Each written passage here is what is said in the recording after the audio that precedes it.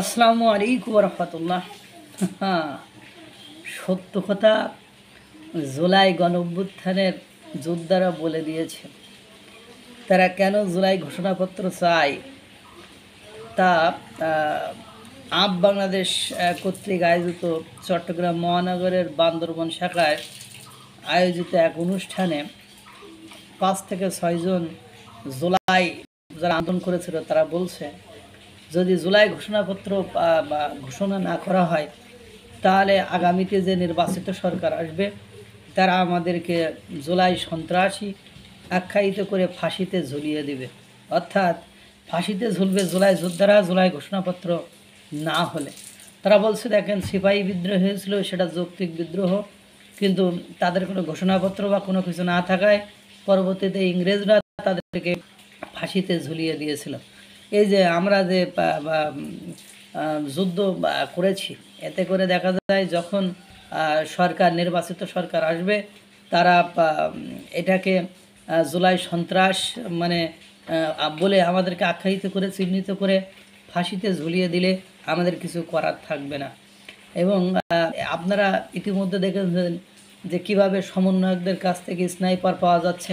এবং সাবেক স্বরাষ্ট্র উপদেষ্টা সাখাওয়াত হোসেন উনি বলেছিলেন যে এই 7.62 গুলি কোথা থেকে আসলো, কারণ 7.62 এই বাংলাদেশে কোনো প্রশাসন এটা তো ব্যবহার করে না।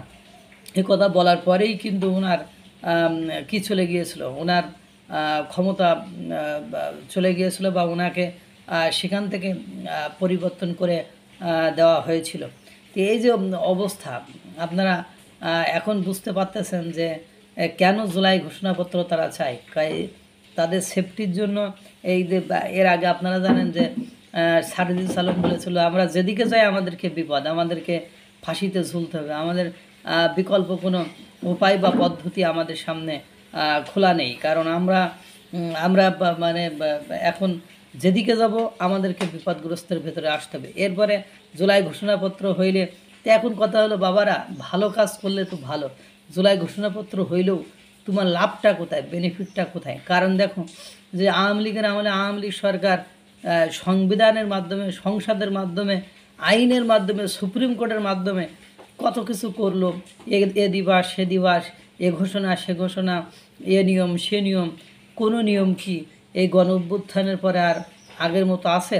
সব কিছুতে একেবারে শেষ হয়ে গেছে, ধ্বংস হয়ে গেছে বা পরিবর্তন হয়ে গিয়েছে। সুতরাং ভালো কাজ করো, ভালো কাজ করে মানুষের মাধ্যমে বেঁচে থাকার চেষ্টা করো। তোমরা যেসব কর্মকাণ্ড করছো, মানে দখলদারি, নিয়োগ বাণিজ্য, চাঁদাবাজি, ছিনতাই, সেক্স জালিয়াতি, মানে নোংরামি, নিয়োগ বাণিজ্য, এই যে কোটি কোটি টাকা নিয়োগ বাণিজ্য, তারপরে বই বানাতে যে, পুস্তক বানাতে যে গাজী সালাউদ্দিন সে কোটি কোটি টাকা লোপাট করেছে। এই যে কর্মকাণ্ড করছো, তোমাদের তো বিচার এমনিতেই হবে। ওই জুলাই যোদ্ধা বলে বিচার হবে না। দেখো, যারা মুক্তিযুদ্ধ করেছিল তাদের কত ঘোষণাপত্র, কত কিছু ছিল, সংবিধান ছিল, কত মর্যাদা ছিল। আজকে তারা অপকর্মের জন্য সব জেলে যেয়ে বসে আছে কি? আছে তো, অবশ্যই তো আছে, সবাই তো জেলে যেয়েই বসে আছে। এবং তোমাদের সে বড় বীর মুক্তিযোদ্ধারা জেলে যেয়ে বসে আছে। তুফাইল আহমেদ সহ, মানে রাশেদ খান মেনন সহ, বড় আসাদুল্লাহ কিনু সহ কত বড় বড় নেতারা তারা আজকে জেলে যেয়ে বসে আছে। বা তাদের আজকে কি করুণ পরিণতি, কর্মের মাধ্যমে। কারণ মুক্তিযোদ্ধা সে বড় ফাইটার বা মুক্তিযোদ্ধা সে বড় কোনো হ্যাডাম তোমরা নও। তোমরা মুক্তিযোদ্ধাদের সে তো কম পজিশনে বা আসো, বা কম মর্যাদার। তোমরা যদি কর্মকাণ্ড এরা এখন যা শুরু করেছো, দেবে মব সৃষ্টি করা, নোংরামি করা, তোমার ছিনতাই করা থেকে শুরু করে সব কিছু, লুটপাট করা, সব কিছুতে তোমাদের ইনভলভমেন্ট থাকতেছে। এই যে তোমাদের বান্দরবনেই তো সমন্বয়কারী শহীদুল ইসলামের শেখ জালিয়াতের জন্য তাকে 3 মাসের কারাদণ্ড দেওয়া হয়েছে।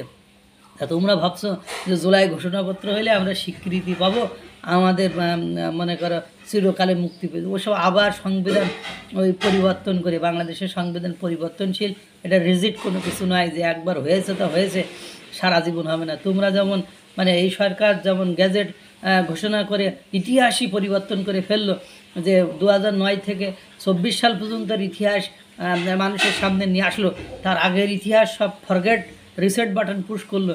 তো তোমাদের এটাও ফরগেট রিসেট বাটন পুশ করা তো কোনো ব্যাপার না। এখন বেঁচে থাকলে কর্মের মধ্যে বেঁচে থাকতে হবে, আদারওয়াইজ ভোগান্তিতে ভুগতে হবে। আল্লাহ তাআলা সকলকে ভালো রাখুক, সুস্থ রাখুক। আসসালামু আলাইকুম ওয়া রাহমাতুল্লাহ।